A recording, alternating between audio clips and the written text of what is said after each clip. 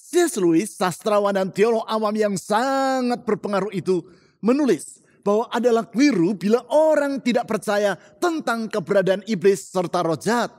Demikian juga adalah salah kalau orang menganggap bahwa semua persoalan disebabkan oleh setan. Kedua pandangan itu akan membuat orang tertipu oleh iblis. Roh jahat memang ada dan kuasanya sangat luar biasa, sehingga banyak orang tidak mampu melepaskan diri dari cengkramannya. Namun berita baik, kuasa Tuhan jauh lebih besar dari semua itu.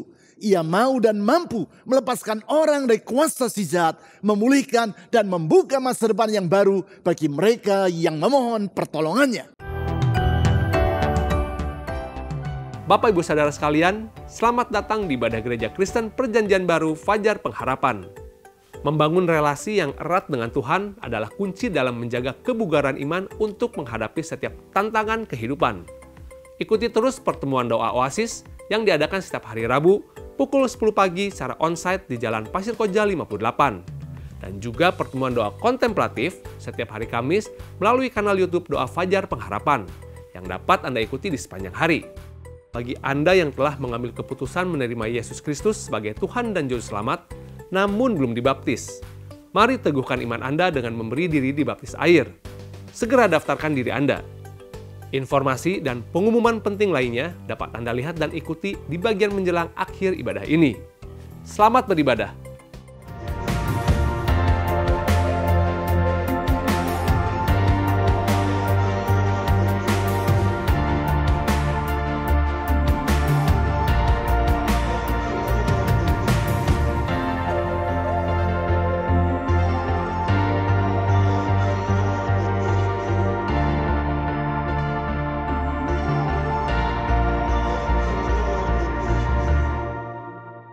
Alkisah, suatu petang seorang pendeta sedang berada seorang diri dalam kantor di gedung gerejanya.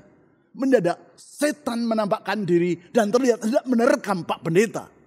Diliputi oleh perasaan terkejut, pendeta tersebut segera menyambar Alkitab yang ada di dekatnya. Alkitab berukuran besar yang biasa diletakkan di mimbar. Ia mengacung-acungkan Alkitab itu untuk menakut-nakuti si setan. Si setan tidak merasa takut, malah melangkah mendekati Pak Pendeta. Sementara melangkah mundur, pendeta tadi melihat pada dinding di dekat dirinya tergantung sebuah salib.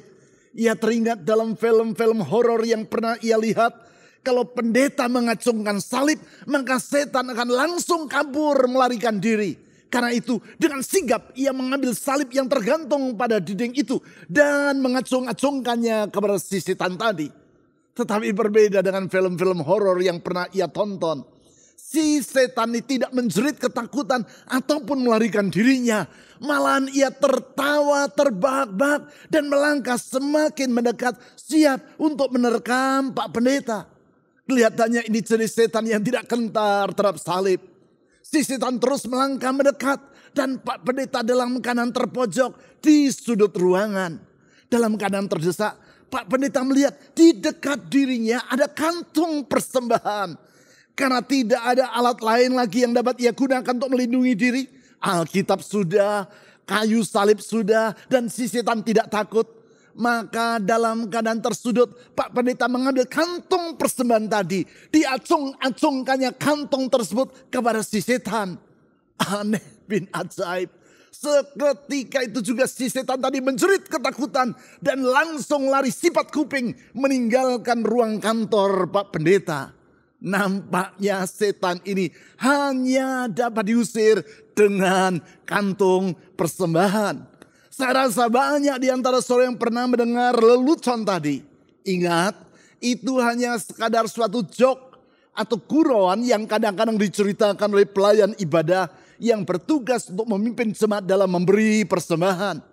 Namun seperti yang saya katakan tadi, cerita itu hanya sekadar suatu lelucon. Karena tentu setan bukan hanya ada untuk menakut-nakuti manusia. Dan setan juga tidak dapat diusir dengan kantung persembahan. Alkitab menjelaskan bahwa setan-setan dan iblis yang adalah komandan para setan bekerja untuk dua hal. Yang pertama untuk menipu manusia. Dan yang kedua untuk menyengsarakan manusia. Termasuk menyengsarakan mereka secara fisik. Artinya yang pertama mereka bekerja dalam pikiran manusia. Antara lain dengan menguasai, menipu dan menekan manusia. Yang kedua mereka juga bekerja dalam area jasmani manusia. Untuk menyengsarakan manusia. Kesemuanya itu, yaitu pekerjaan setan dan iblis dalam pikiran maupun jasmani manusia, adalah dengan maksud untuk mencelakakan manusia. Hal ini adalah suatu kenyataan dan bukan dongeng. Saudara dapat melihat hal itu dalam kondisi dunia saat ini. Kemerosotan dalam moralitas, semakin meningkatnya kejahatan, pertikaian antar bangsa, penindasan terhadap umat percaya, merajalelanya obat bius, keruntuhan rumah tangga, semua itu adalah contoh dari pekerjaan si penguasa kegelapan. Dengan kata lain, kita tidak boleh menganggap remeh apa yang mereka sedang kerjakan di dunia ini. Jangan menganggap remeh, jangan lengah, namun juga jangan takut. Mengapa? Karena Alkitab mengajar dan realitas menunjukkan bahwa kuasa Tuhan adalah jauh lebih besar daripada kuasa si jahat. Bersikaplah waspada, tetapi juga tak usah saudara merasa gentar. Sebab di dalam Alkitab, yaitu dalam 1 Yohanes pasal 4 ayat 4 ditulis, Dia yang ada di dalam kamu, yaitu Roh Allah, lebih besar daripada dia yang ada di dalam dunia. Yaitu semua roh kegelapan, iblis, dan para setan yang adalah malaikat-malaikatnya. Saya ulangi, dia yang ada di dalam kamu lebih besar daripada dia yang ada di dalam dunia. Kuasa Tuhan lebih besar daripada kuasa iblis dan setan. Hal tersebut nampak melalui apa yang Tuhan Yesus kerjakan. Sebagaimana yang dicatat dalam Alkitab. Antara lain dalam Markus pasal 1 ayat 34. Di situ ditulis, Ia, yaitu Yesus, menyembuhkan banyak orang yang menderita bermacam-macam penyakit dan mengusir banyak setan. Yesus yang bekerja 2000 tahun yang lampau di dunia, yaitu sebagaimana yang ditulis dalam ayat Alkitab tadi, tetap bekerja di antara kita di masa kini. Kuasanya tidak terbatas dan tidak pernah berubah. Mengenai tidak terbatasnya kuasa Tuhan Yesus ini, di dalam Markus pasal 4 dan 5 dicatat tentang otoritasnya atas alam, roh-roh jahat, sakit penyakit, dan kematian. Mulai 4 peristiwa yang ditulis secara berturut-turut di dalam kedua pasal tadi, yaitu pasal 4 dan 5 dalam kitab Injil Markus, kita dapat melihat bahwa pertama, kuasa Tuhan Yesus jauh lebih besar daripada kuasa atau kekuatan alam. Yang kedua, kuasa Tuhan Yesus jauh lebih besar daripada kuasa atau kekuatan roh-roh jahat. Yang ketiga, kuasa Tuhan Yesus jauh lebih besar daripada kuasa sakit penyakit. Yang keempat, kuasa Tuhan Yesus jauh lebih besar daripada kuasa kematian.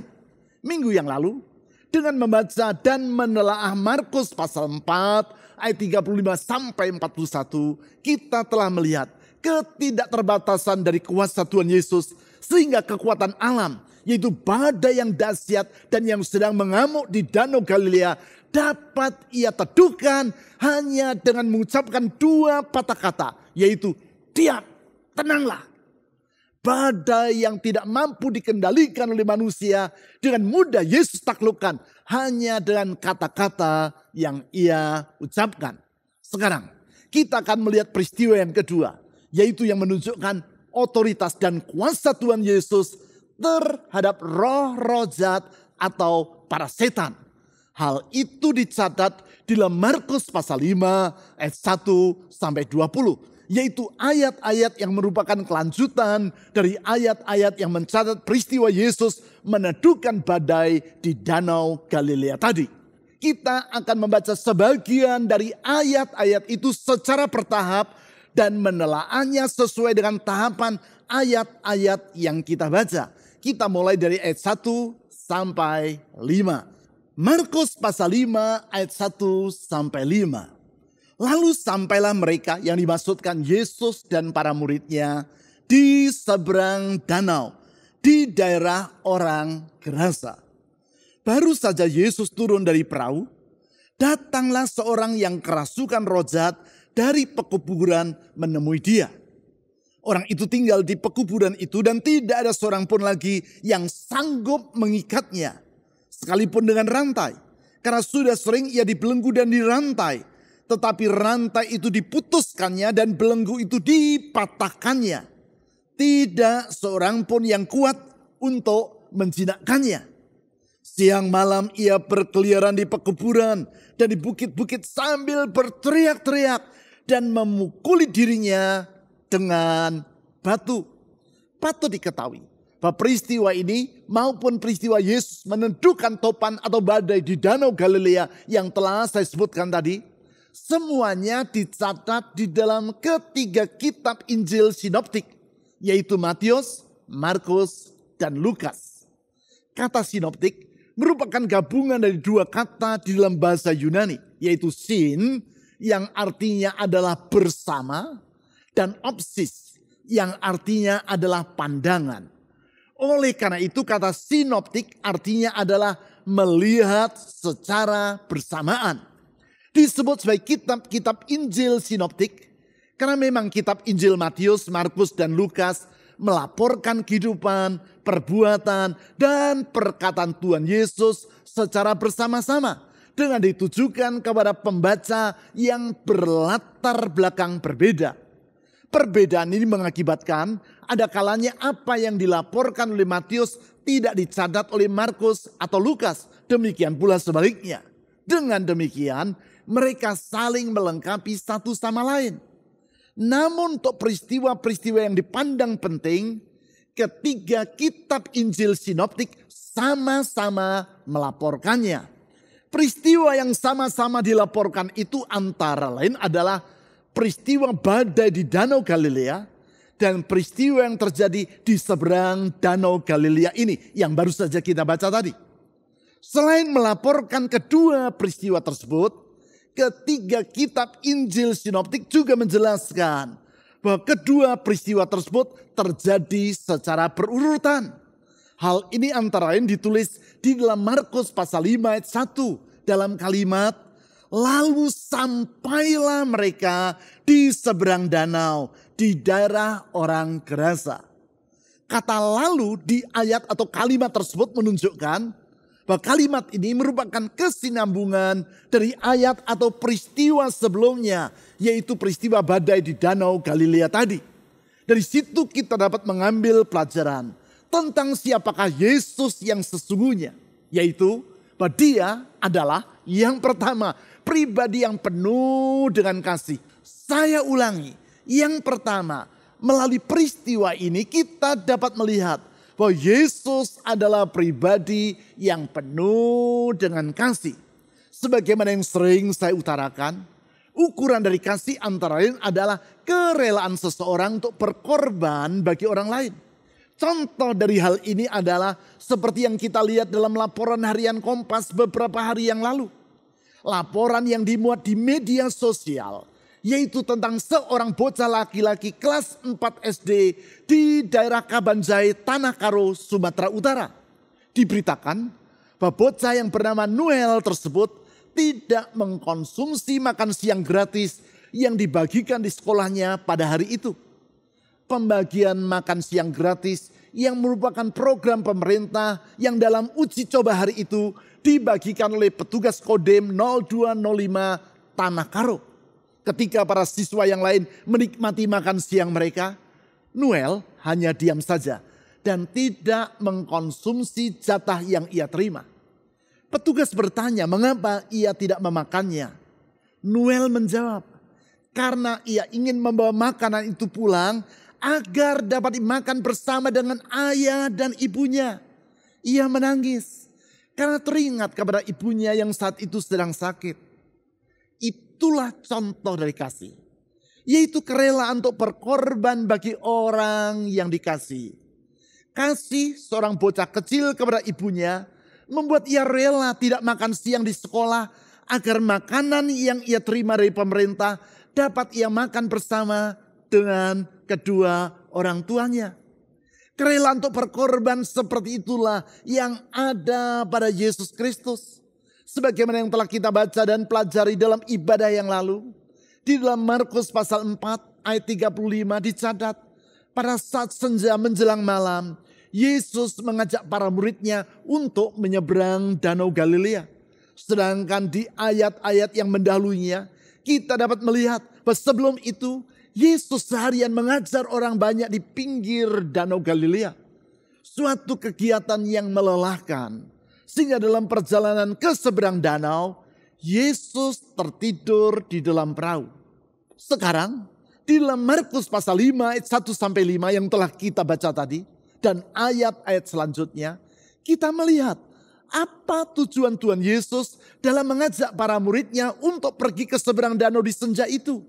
Yaitu guna menolong orang yang kerasukan roh jahat. Suatu tindakan yang penuh pengorbanan.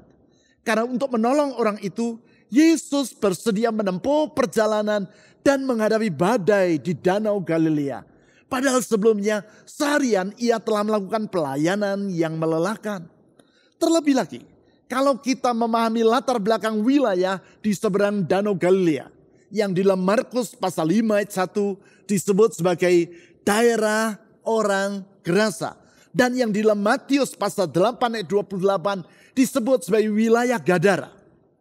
Di dalam Markus pasal 5 ayat 20, wilayah tersebut dijelaskan sebagai bagian dari wilayah Dekapolis. Itulah daerah yang dihuni oleh mayoritas orang-orang Yunani dan bukan orang Yahudi. Bahwa penduduk daerah yang dikunjungi oleh Tuhan Yesus itu bukanlah orang-orang Yahudi. Hal tersebut terlihat di ayat 11 sampai 16. Di situ dicatat bahwa mereka memelihara babi. Sedangkan orang Yahudi berdasarkan peraturan dalam Imamat pasal 11 ayat 7 sampai 8 tidak diperbolehkan untuk memelihara ataupun memakan babi. Karena hewan itu digolongkan sebagai hewan yang haram. Sehingga dapat disimpulkan bahwa orang kerasukan roh jahat di Gerasa atau Gadara tersebut bukanlah orang Yahudi. Dari situ kita dapat melihat betapa besar kasih Kristus.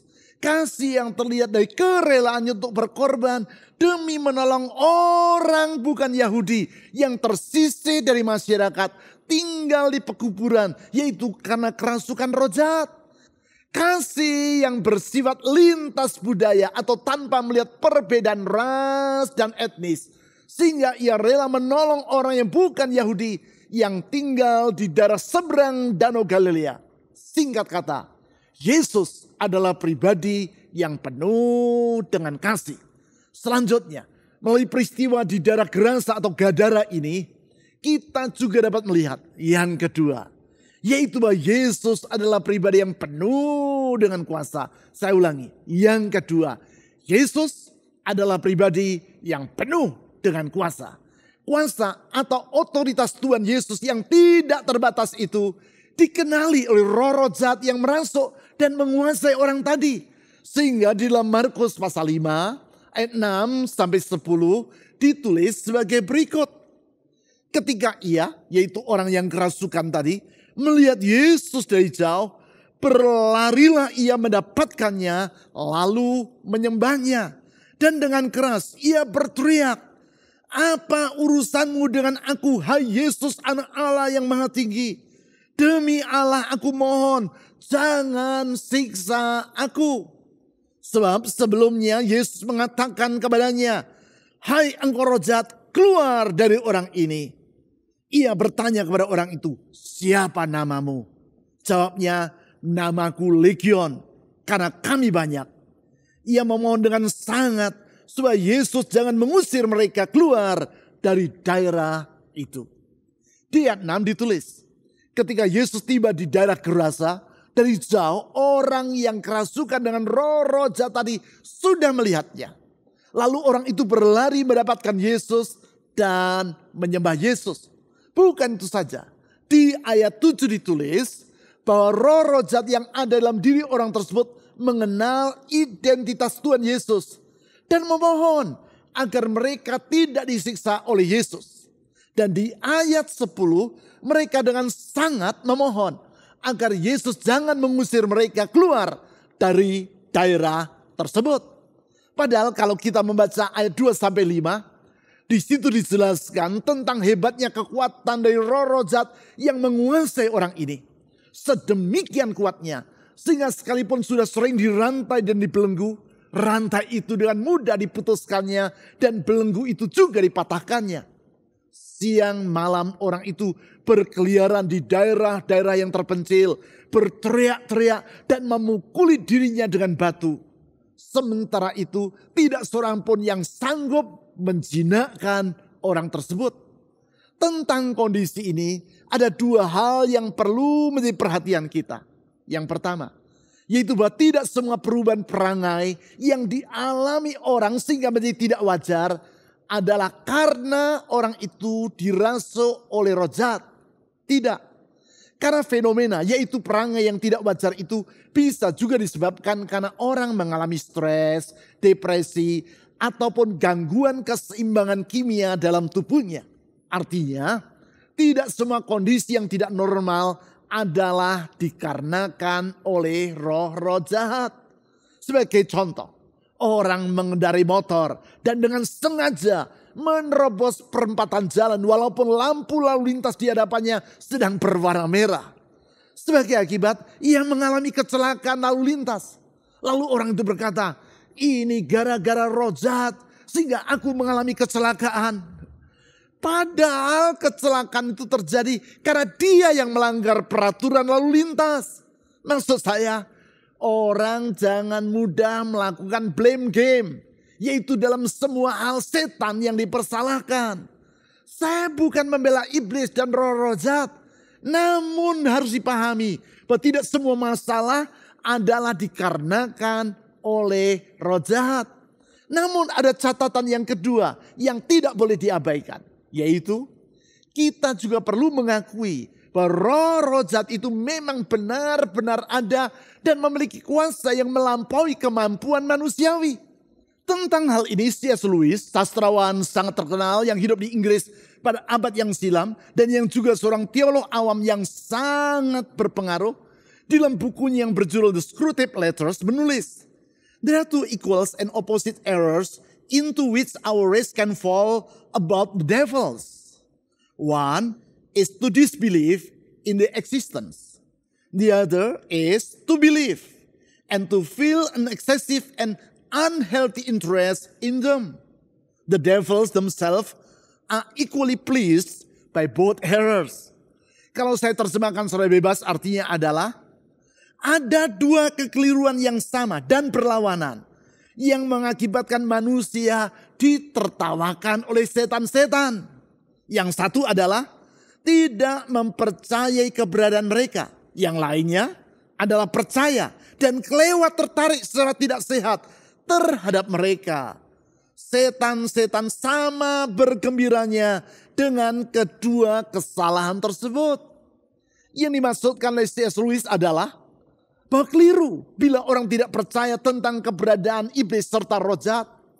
Demikian juga adalah salah kalau orang menganggap bahwa semua persoalan disebabkan oleh roh jahat. Kedua pandangan itu akan membuat orang tertipu oleh iblis. Dan iblis sangat bergembira bila manusia terperangkap di dalam salah satu pandangan yang meleset tadi. Patut disadari bahwa iblis dan roh-roh jahat atau setan-setan sungguh-sungguh ada. Mereka bekerja dengan kekuatan yang hebat untuk menipu dan membuat manusia merugikan dirinya sendiri.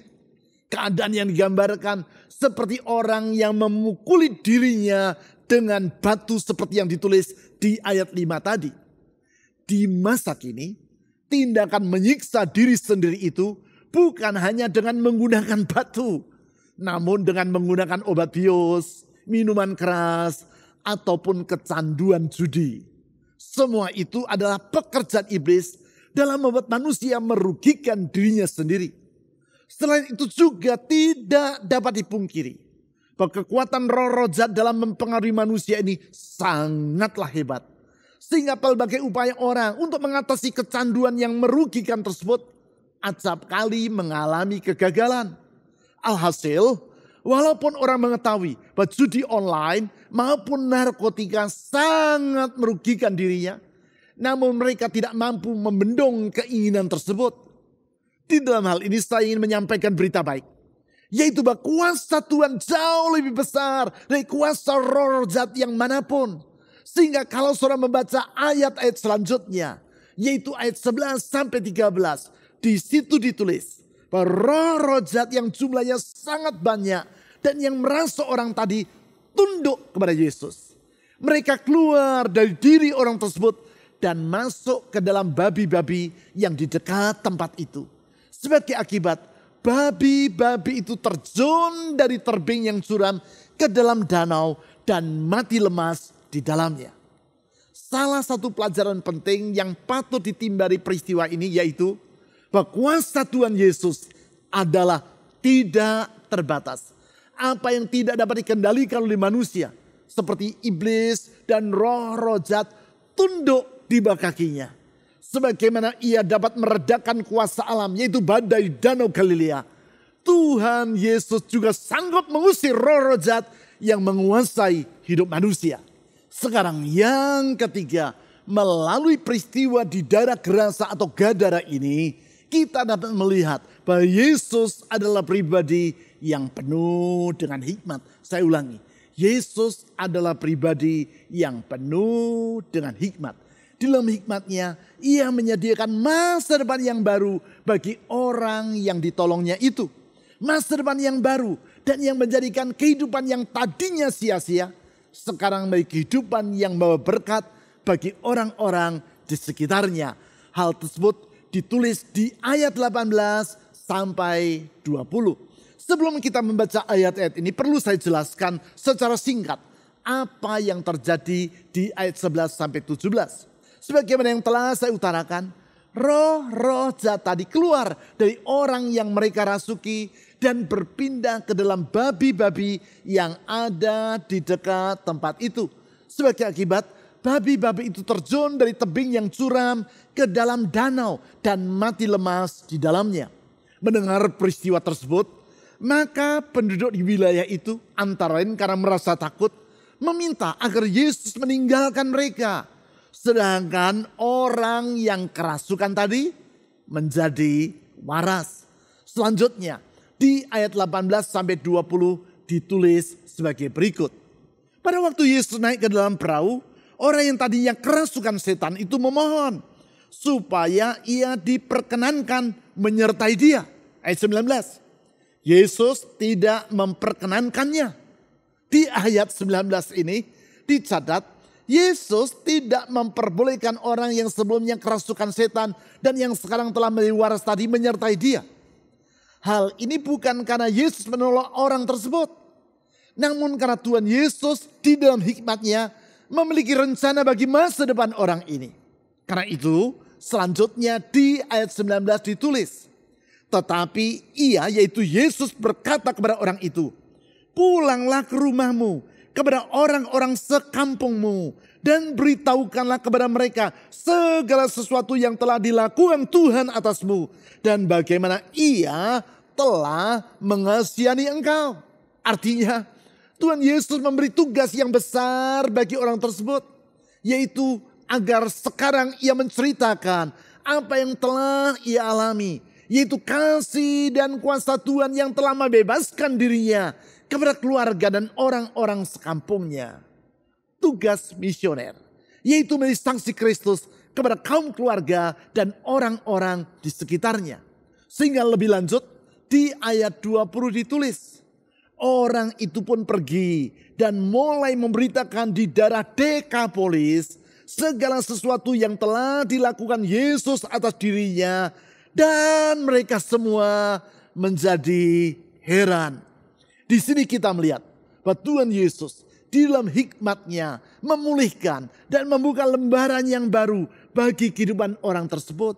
Bahkan Tuhan Yesus menolong orang itu dalam menggunakan masa lampaunya yang kelam sebagai sarana untuk menyaksikan besarnya anugerah Tuhan yang telah ia alami. Singkat kata, Tuhan turut bekerja dalam segala sesuatu demi kebaikan kita karena hikmat-Nya yang tidak terbatas.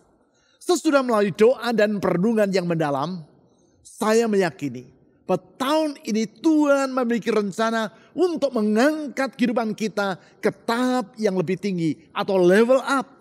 Sebaliknya daripada mengalami kemerosotan atau level down, Ia bersedia membawa setiap kita ke dalam sukacita, kebahagiaan, makna atau kualitas kehidupan yang semakin meningkat. Hal seperti itulah yang dialami oleh orang yang sebelumnya kerasukan setan tadi. Dari kehidupan yang sia-sia, bahkan merusak dirinya sendiri.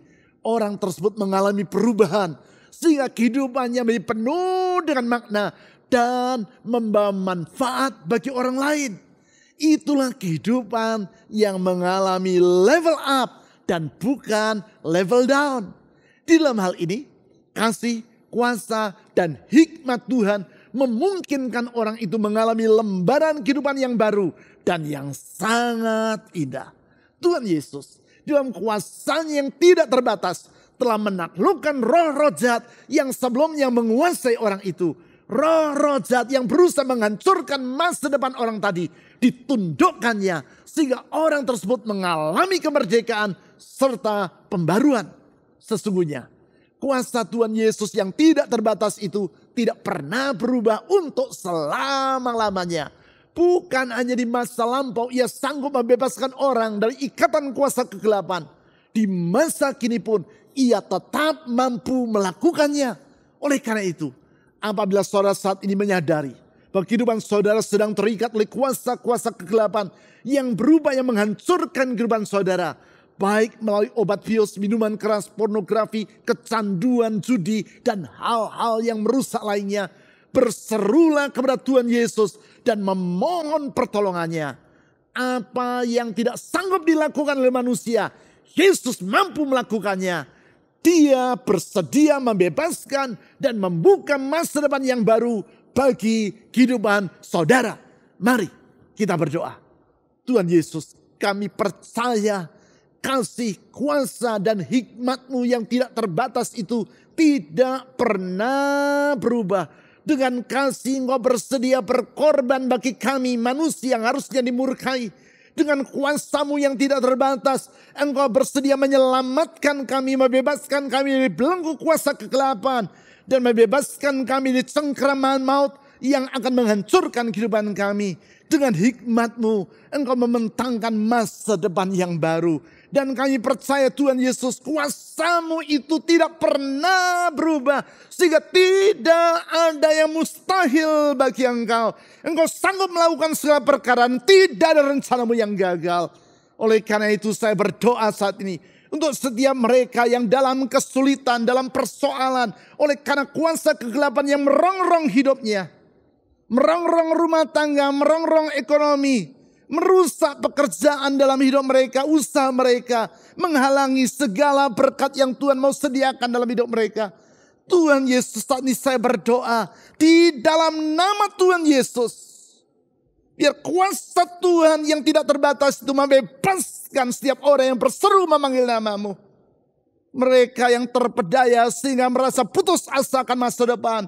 Saya berdoa biar kuasa-Mu ya Tuhan Yesus memerdekakan. Karena di dalam Engkau ada kemerdekaan yang sepenuhnya. Firman-Mu berkata, bila Engkau Sang Anak itu membebaskan kami, maka kami sungguh-sungguh merdeka. Dan kami terima kemerdekaan-Mu itu dalam ucapan syukur. Di dalam nama dia segala nama. Nama Yesus Kristus, Tuhan dan Juru Selamat yang hidup. Amin. Sekarang ku memuji-Mu, Allah yang setia, yang tak pernah meninggalkan perbuatan tangan-Mu. Sekarang ku menyembah-Mu, Allah yang mulia, sempurnakan setiap hidupku agar indah bagimu. Sekarang ku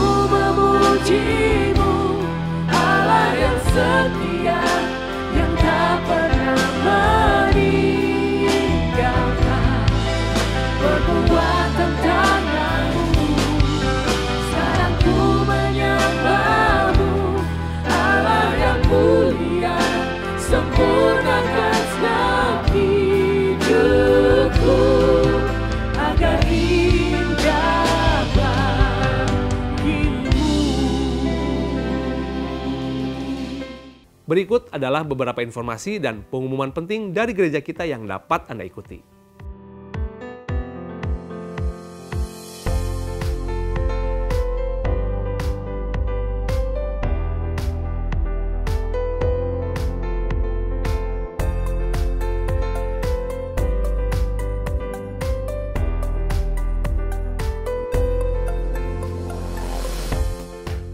Persembahan dan persepuluhan sebagai ungkapan kasih dan syukur kita kepadanya dapat Anda berikan dengan memasukkannya ke dalam kotak persembahan atau melalui rekening bank atau dengan cara men-scan QR Code dengan menggunakan aplikasi dompet digital. Ibadah online GKPB Fajar Pengharapan dapat Anda ikuti setiap saat mulai hari Sabtu pukul 5 sore melalui YouTube, website, dan aplikasi yang tertera di layar. Berbagai informasi penting lainnya dari gereja kita dapat Anda ikuti melalui website www.fajarpengharapan.net atau melalui aplikasi GKPB Fajar Pengharapan serta Instagram GKPB Fajar Pengharapan. Bapak Ibu Saudara sekalian, sehat selalu dan sampai jumpa minggu depan.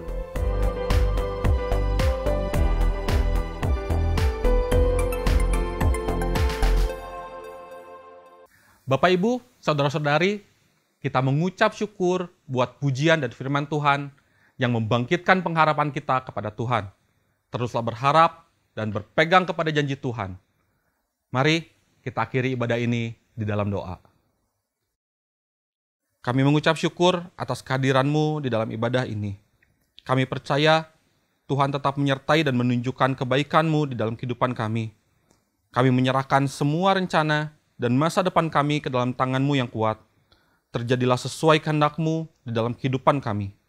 Kami berdoa untuk setiap jemaat Tuhan yang sedang di dalam pergumulan, Engkau berikan kekuatan dan jalan keluar bagi mereka.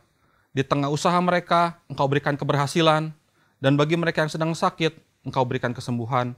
Bagi yang sedang studi, Tuhan berikan hikmat agar mereka berhasil. Tuhan, kami juga berdoa bagi persembahan yang telah dan akan kami berikan. Engkau yang memberkati semua persembahan yang diberikan oleh umat-Mu.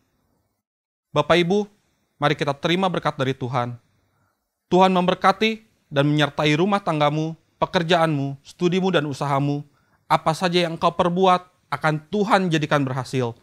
Damai sejahtera akan menyertaimu dimanapun kau berada. Terimalah berkat ini di dalam nama Tuhan Yesus Kristus. Kami telah berdoa dan mengucap syukur. Amin.